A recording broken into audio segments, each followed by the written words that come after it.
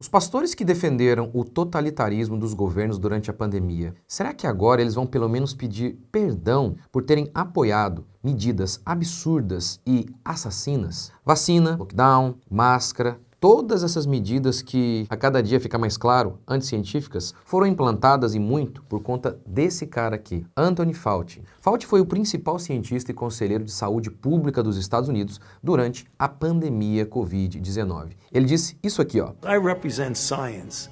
And if you're attacking me, you're really attacking science. Essa foi a maneira de instalar o totalitarismo no mundo. Negar a ciência inerrante, a divina ciência, é cometer o pecado de blasfêmia. Na realidade, não existe mais pecado para o mundo moderno, apenas este, a blasfêmia de criticar a ciência. Então vamos ver hoje um pouquinho aí desses diários revelados do Fauci e também os pastores de esquerda que fizeram um inferno durante a pandemia. Curta, comente, se inscreva, bora para mais um vídeo. Fauci disse que prestaria depoimento ao Congresso, mas quando ele foi chamado, durante a audiência no Senado americano, agora, dia 29 de julho, ele não falou nada. Ele disse, olha, eu posso explicar tudo, não explicou nada. Mais de 100 perguntas e ele não respondeu nenhuma delas. Em 2025, o presidente Joe Biden concedeu a Fauci um perdão presidencial preventivo, é tipo o Minority Report lá, lembra?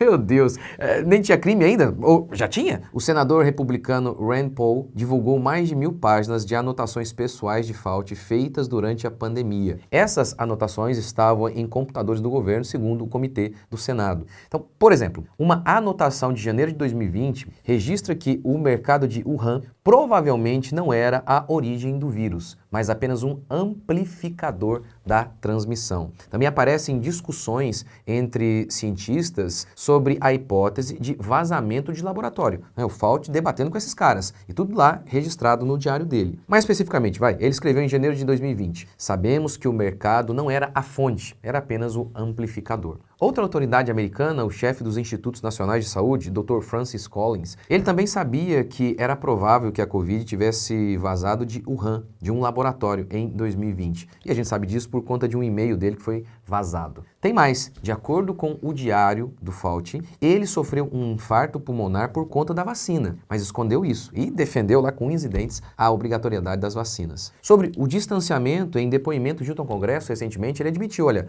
não tinha base científica para o distanciamento, simplesmente aconteceu. Máscaras, basicamente a mesma coisa, não tinha comprovação científica de nada. Agora, olha que coisa, imagine a pessoa com receio de tomar a vacina, por ser algo experimental, que a cada dia mais e mais estudos mostram o perigo e os problemas dessas vacinas. E aí essa pessoa simplesmente por uma questão de medo, eu não quero ser cobaia disso aí. Aí ela ouvia de muitos pastores, negacionista idiota, idólatra de Bolsonaro. Fauci não tinha poder político. Quem de fato fazia as coisas, quem faziam as coisas eram os políticos. Mas a palavra dele, de um cientista na era da ciência, foi terrível. A palavra dele foi de fato o poder por trás de tudo aquilo. Esses diários, de acordo com o Senado americano, que foram revelados, mostram o seguinte, esses caras não só erraram, eles mentiram de propósito. Mas ok, mesmo sem esses diários, quem não é idiota ou vendido sabia que aquelas políticas eram completamente absurdas, contraditórias, como por exemplo, aglomerar na igreja mata, mas aglomerar ali na fila do hospital não tinha problema. Ou no próprio Estados Unidos, vários caras que eram críticos em relação à aglomeração na igreja não falavam nada em relação às aglomerações do Black Lives Matter,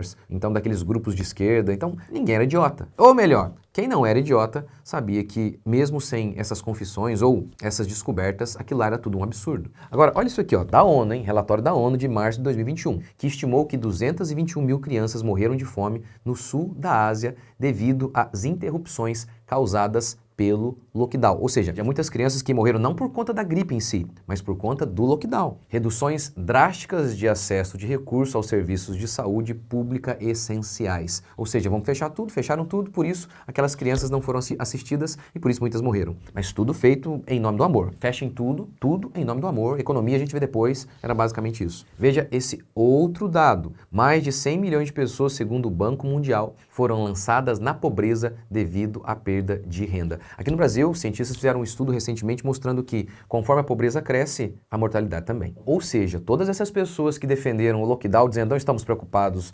com a economia, apenas com a vida humana, muitas pessoas morreram justamente por conta do entrave econômico. Afinal de contas, sem comida, as pessoas não vivem, não? Fora gente deprimida, ansiosa e até se matando por conta do isolamento, do desespero de perder o emprego e de ver a sua empresa quebrar. Quantas histórias de pessoas que economizaram horrores para montar um negócio e de repente veio a pandemia, pronto. pronto, já abriram com o negócio morto. O livro Pastores à Venda mostra também como pastores americanos como Rick Warren foram fundamentais para que o governo implantasse a sua ditadura. Ele e muitos outros repetiam: ame o próximo, tome a vacina, não use máscaras, é o mesmo que não ser cristão. Desse modo, não havia espaço para o debate. O Dr. Bhattacharya disse o seguinte: cientistas e líderes científicos deveriam permitir que o debate acontecesse, não deturpar que o debate já está resolvido e então, essencialmente, enganar as igrejas cristãs para segui-los. Quem discordava das medidas totalitárias era visto como não cristão e recebia ataques furiosos. Vocês têm sangue nas mãos, seus idólatras de Bolsonaro. Como, por exemplo, Iago Martins, aqui no Brasil, que diz que John MacArthur tinha sangue em suas mãos, porque ele se recusou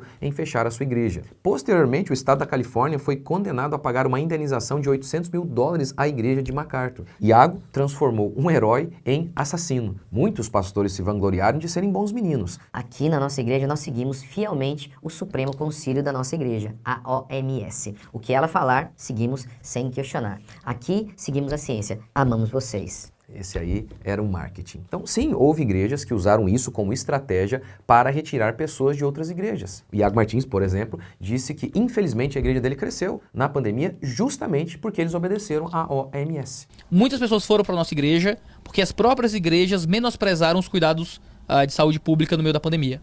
Então, ninguém usava máscara na igreja, não tinha distanciamento, havia alguns decretos governamentais pedindo para que... Havia decretos pedindo, mas se era um pedido não precisava de decreto, né? Você vê como um defensor do governo mesmo, né? Um defensor do governo, amenizando, né? Não, eles não pediram, eles ameaçaram. Não bota tantas pessoas, tem que ter álcool em gel, máscara, e a igreja não seguia. Muitas pessoas saíram de suas igrejas... Para ir para lá onde vocês seguiam, que se sentiam mais seguras. Isso. Lá eles eram obedientes à OMS. Ou seja, é exatamente esse o contexto. Você pode assistir a entrevista maior, exatamente isso. A nossa igreja cresceu justamente por isso. Você imagina você perguntar para um pastor, por que a sua igreja cresceu? É seguindo a Bíblia? Não, seguindo a OMS. Ai, que vergonha. Esses pastores de esquerda, eles estiveram ao lado desses caras aqui, ó. Aqueles hipócritas da Rede Globo, o beautiful people da Rede Globo.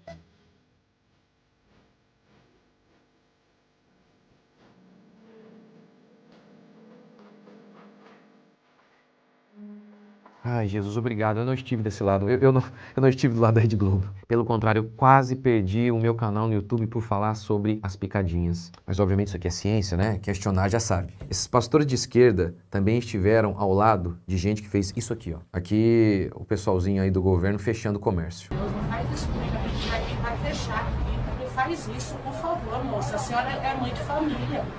Eu tenho em casa, tenho filho. Dá uma chance, eu não abro mais. Não é uma coisa pessoal com você. Eu sei. É uma pandemia, infelizmente. É uma determinação que não é nossa. A gente só está cumprindo a lei. E a gente está passando e fazendo para todo mundo. Não é justo fazer para uns e não fazer para outros. Não precisa ficar nervosa. Isso, não precisa ficar nervosa. Você vai ter dinheiro para colocar dinheiro na sua casa, para colocar pão na sua casa. Não fica nervosa não, é de boa. Deus, tudo que eu tinha, eu coloquei aqui. Pelo amor de Deus, o que é isso? Que vida é essa?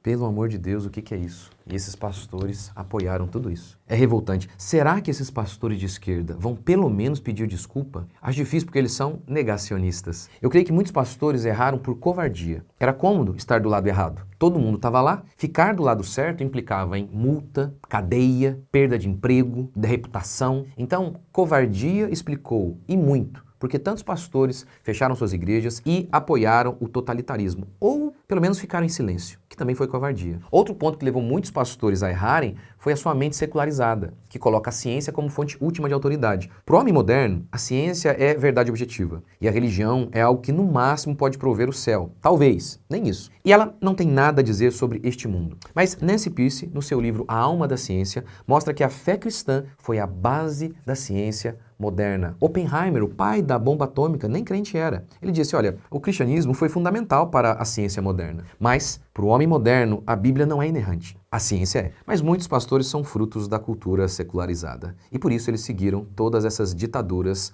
da pandemia. Mas enfim, eu vi um jornalista pedindo desculpas porque ele perseguiu atletas que não submeteram à ditadura sanitária, mesmo perdendo muitas coisas. Os pastores que fizeram o mesmo, que têm sangue nas mãos por terem ajudado a impor restrições assassinas, será que eles vão se desculpar?